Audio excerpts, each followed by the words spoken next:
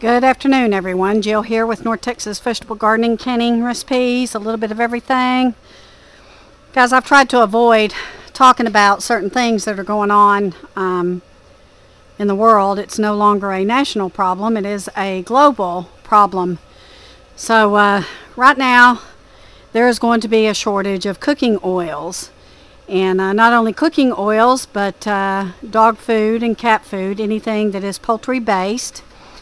But let's focus right now on cooking oils. So Europe, and where the mess is happening right now, is a main producer of sunflower oil and a lot of the grains and a lot of the corn, where much of our cooking oil comes from.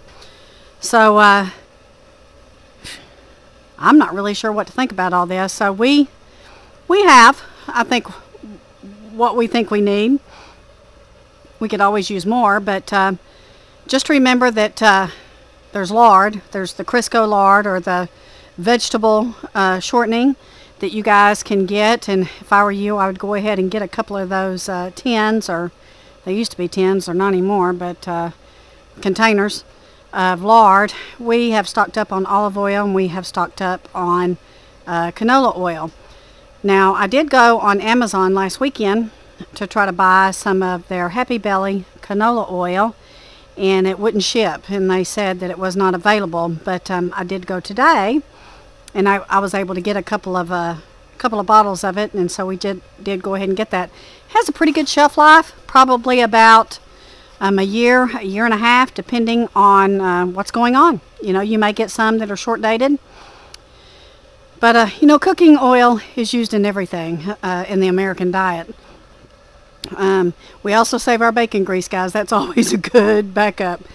But my goodness, what in the world is going on with our global supply chain? So pay attention to the news. You need to pay attention to what's going on over in Asia. And there's some lockdowns going on over there that's been going on for, I think, 5 weeks.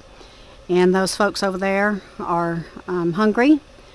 Some of them are starving, and I've seen some very emotionally draining videos. But lots of things are going to start going up if they haven't already. We're seeing it. We're seeing it in our meat and our beef. But you know, there's that. Sorry,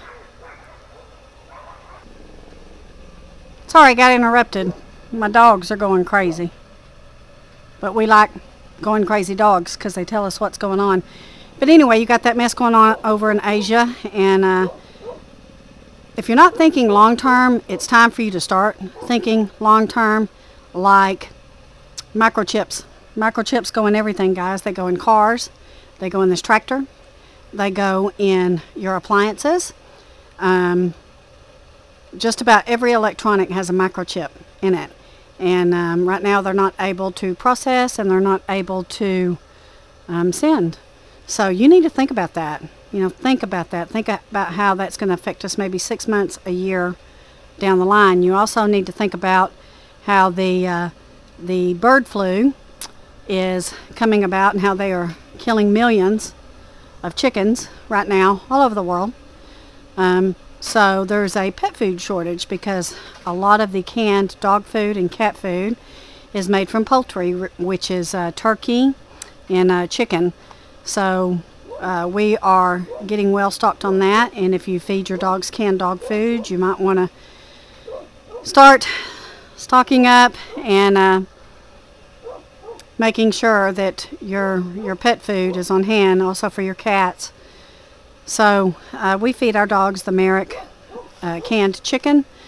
I did go ahead and get 2 more cases on order today, and if you have cats, I know that a lot of cat foods have poultry and turkey and chicken, and you want to prepare for that. So I don't know what to think, and I don't know what to say, other than prepare as best as you can, because I think that everything that's going on globally and in the world is going to affect us a lot more than we know.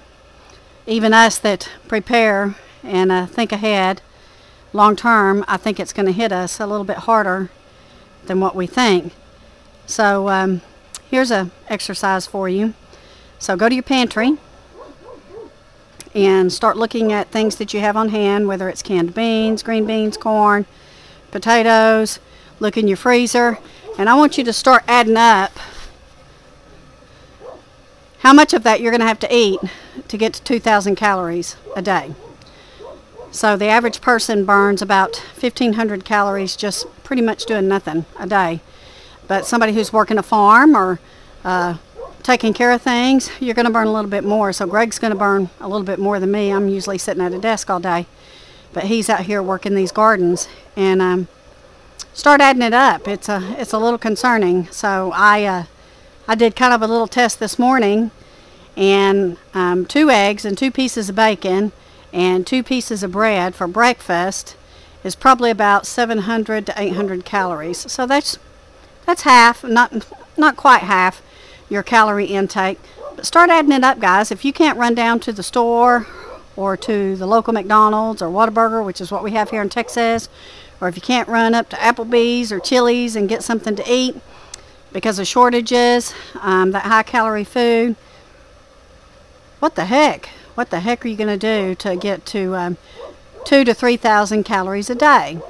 You really need to look at your canned goods. So I have some churro beans back there that we absolutely love, and 1 can is only 150 calories, and 1 can would feed Greg.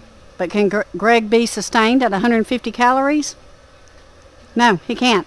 So Greg would have to eat 15 cans of those beans to get his calorie intake. We don't have that much to go, 15 cans of beans in a day. I know it sounds absurd. I know it sounds a little ridiculous, but it's real. It's very real. So you don't want the high calorie food that's bad for you, because you need to keep your body functioning. You need to be in the best shape that you can be, to make sure that you can ward off the flu or the common cold or the you-know-what or anything else that's coming our way. So we are growing our garden, and vegetables are low in calorie content. Some of them are a little high, but you have to add some things to it, and some of that is cooking oil and butter to get some of your calorie content up. These are things to start thinking about right now, as to if you could not run down to the corner fast food joint, or if you could not run down to Chili's or one of your favorite restaurants, how in the world are you going to meet your calorie intake that's going to take you, that's going to sustain you through your daily chores, especially if you have a farm, and you can't get the high calorie content food? So start researching your vegetables, because protein's also a big deal, and you want to grow some high protein content vegetables. And of course, your flavors. You want to grow your flavors, which is your onion and your garlic and your celery and your carrots. So carrot season is about coming to the end here for us, but we will turn around and replant pretty quick to get us a fall crop and a winter crop going. Excuse me. Just so that we have the flavors that we like. But you better start thinking. You better start thinking on down the line, because it could be real easy for us to not be able to get our calorie needs met, our daily calorie needs met, without cooking oils, without shortenings, without lard, and without your fast food in your restaurants, because they all use cooking oil and your lards. Fried chicken is my favorite, but can I make it? Need to make sure I have oil to where I can make some fried chicken.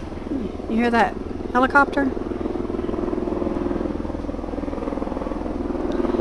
So this is some food for thought, literally food for thought. What are you going to eat from your kitchen cabinets or your pantry that's going to get you guys to 2,000 to 3,000 calories a day, that's going to sustain you? Your protein, your oils.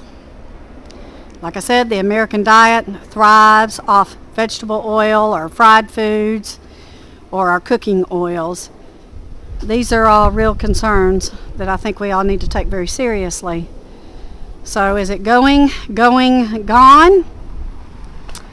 It very well may be, at least for now, until